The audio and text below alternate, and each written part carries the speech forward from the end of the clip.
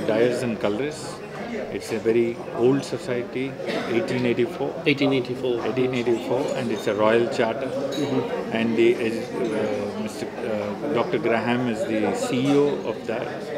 And what we do in India is conferences, various seminars, training workshop for students in color, and the Young Talent Search, which is on textile technical students participate in this. Also the international design competition, which is globally held. So these are all the activities so far which we do in education charity. Now that we are looking at expanding horizons in India, we are looking at associating with CSR funding in something related to color. Because we are into the system of education and we are an education charity. So the CSR activities which will be aligning into teaching, we are trying to align with like-minded NGOs which need funds, so corporate funds. We can utilize that for training into color, giving a sustainable livelihood to these challenged people is what we are looking at, and also spreading our core value of our vision of a society of dyers and colorists, which is education of color, on coloration. Yeah. I mean, our mission statement is about educating the changing world in the science of colour. So it covers traditionally the sort of professional education, but certainly we have a program where we're looking at the lifelong colour education pathway. And we say that's not just from school age, that's from preschool through school age, through the young children, through secondary school, and then into university or vocational training, on the job training. So it covers the whole range of people who are just old enough to get going and understanding colour, which everybody remembers is from a very early age, through to people who are retired and sharing their expertise and helping those. So historically we have done more in the sort of working person age. Now we're looking very much at educating the changing world right across the age range, as I say, from preschool right through to retirement, and getting everyone involved in that. But the core thing is about the colour. It's too early to comment on that, because this is the first baby step that we are taking towards aligning. First and foremost will be aligning to the education, the society's vision, as Dr. Graham has already said, is towards education of coloration. So that will be our first step. This is just we are trying out, and there are a lot of legalities which are to be complied, the compliance. So we will take a cautious step and go. As you will probably expect, we've been around since 1884, so we want to do something that means that we are sustainable and we carry on for even longer. So we have a lot of experience, but we want to make sure that going forward we do things that are not just a short term but a long term strategic direction for us. So it's certainly something that we want to be doing in many years to come, and use the expertise and experience we have from, I think it's 134 years we've now been going. So far we haven't, but we have some in the UK. We have some children's books that we produce, and we have some well-known individuals, if I call them that, who have supported that, and we have some books who have gone to the royal family in the UK. We have some well-known television figures who have provided support or actually sponsored books for children in schools.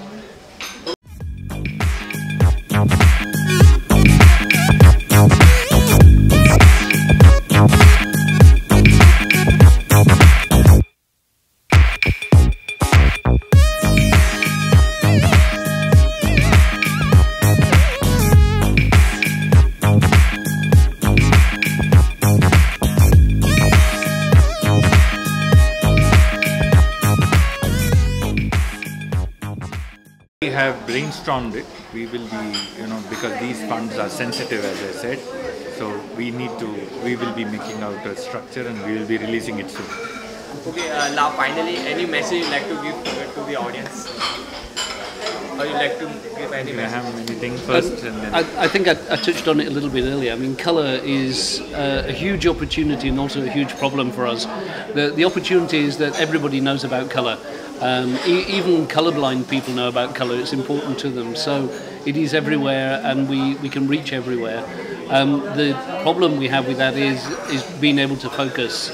And that's reflected in the comments we've made about actually not going into this sort of with a big rush, but going into this with right planning and really getting people on board so that it's not just here next year and 5 years' time, but around for many years.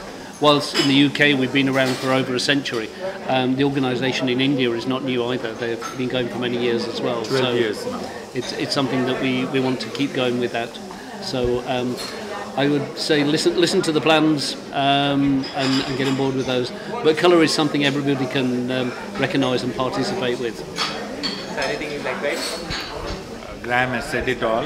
We go adding colours to people's lives and then educating right from preschool. A kid comes in, everybody knows what a colour is.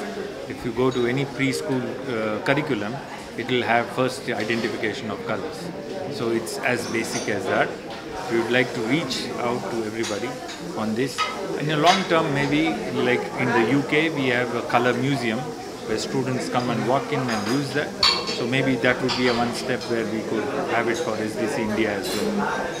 I'm Anjali Prasad. I'm the Managing Director of Archroma.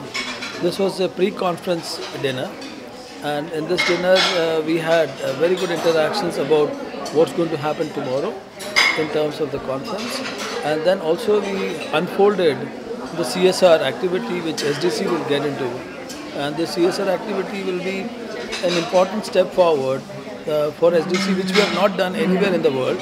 This is the first time in India we are unfolding this activity, and there are a lot of things which can be done, and SDC, since it is more focused on coloration and teaching coloration, so we are working on the CSR activity which can lead to training of challenged people in terms of coloration. We have selected one home creation for this, where I saw they do a very good work on painting, on textiles, designing in terms of coloration of textiles, wood coloration, glass coloration. So many good activities are done by these people, and this could be very interesting for even company like us, which we are also in coloration and textiles and chemistry. So this helps us to coordinate very well. Yeah, I mean, as Archroma, we have some funds which we, as a legal requirement, we have to spend for CSR fund, and one of the activities we are choosing is also this CSR activity which SDC is unfolding along with home creation. So this will be the first activity which we will try to do. I mean, mainly the other area which apart from coloration will be very important for all of us is sustainability, the ecology management, the environment, the way pollutions are done, and all these steps are very critical for even company like Archroma, who are the leaders in textile dyes and chemicals, and our main job is to create innovation and new platforms for getting into new products which are more sustainable, less energy consumption, less water consumption, less polluting, and also changing the world in terms of how the ecology can be managed, how savings can result, taking to the brands, also taking to the mills. So we are working together with most of the people. We are the biggest global company in the world now, and we have presence all over the world, wherever the textile market is there.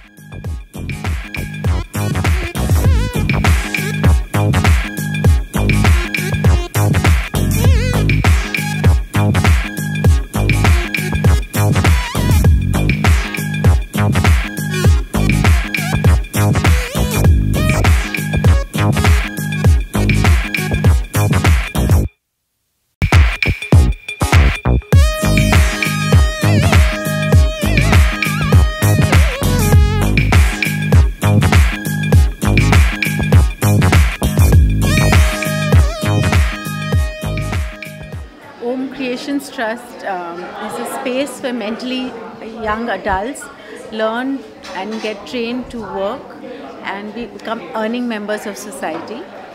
This is a space where we have a lot of areas in visual arts, where they're able to learn design and tie and dye, printing of all kinds. They also do stenciling, they do screen printing, they do ceramics in a very big way, and different types of colorings they use, from terracotta to colored ceramics. So visual arts we do in a very, we make 127 articles out of different areas of art and design. These are students with an IQ less than 50. A lot of them have an IQ less than 50, and they have multiple challenges. A lot of them cannot even speak and express themselves, but of course they express through art. We are very grateful to SDC to select our project. This is we are making a residential space where the students can learn every 6 months and have a 2.5-year-old diploma and live in the same place and work in the skill development center. We use a lot of color, and when they visited our organization, they saw the walls of the NGO had frescoes. When they walked inside, they saw there was tie and dye happening. Then on the outside, they found batik was happening. Then they had a whole area of ceramics. So SDC felt that the cause was to promote color in every way, and they found that happening. So they have decided to help this cause, where arts and color flourishing. So we are very grateful, because this is great help for us, and what Home Creations has tried to do by creating color and design is to go beyond the packing industry, and even the people with multiple disabilities have a lot of talent. So if SDC supports us with all the paints and the dyes and the fabric, we can then concentrate and spend energies to bringing out the talent. So I'm extremely fortunate that they have looked at our cause and they want to help us. So we will now, I guess, be partners with them. This is actually in Karjat. We also are going to be working with economically poor children and tribal children. We also are looking at using this model to then work with different states of the country. But this is the pioneering pilot project in this area with a residential facility. Any difficulties you face, it certainly requires special training to the students. Any difficulties you still coming across and you want to overcome it? Yes, in the area of mental challenges, we have a lot of struggles. Because when a student has a less IQ, also his expressions are not very easy to understand. So we need to first engage ourselves in educating ourselves as trainers. How can we understand their wealth and how can we guide them? And not just because what I know that I should make them do, but what they do well, I should make them do that. So the challenge is how to understand them and then bring out their potentials. So for that you need to increase your knowledge, do a lot more thinking and find out what is good for that person. And then they surpass all the challenges of their disability because they want to do it. So the challenge is to understand them and to bring out their potential. Yes, with the 2% CSR, it has been very helpful. The companies are looking forward to help you. And what I experience, because I've been in the field for 32 years, that when it's a business house, they look at this also in a way, in a project that they want to complete well. You know, so the grant is very different from a grant coming from a government, because here there is the work culture and the ethic कि कुछ अच्छा करें, कुछ society में उसको और बढ़ाएं आगे. So there is that passion in a lot of companies, and the way SDC has come up, you can actually see the ethical and the passionate part of it being balanced. So it's been a great help to have this 2% CSR. It has made us NGOs also a better person, because we've also learned a little bit of the corporate culture and we are also getting more professional. We'd like to thank Thank you. SDC.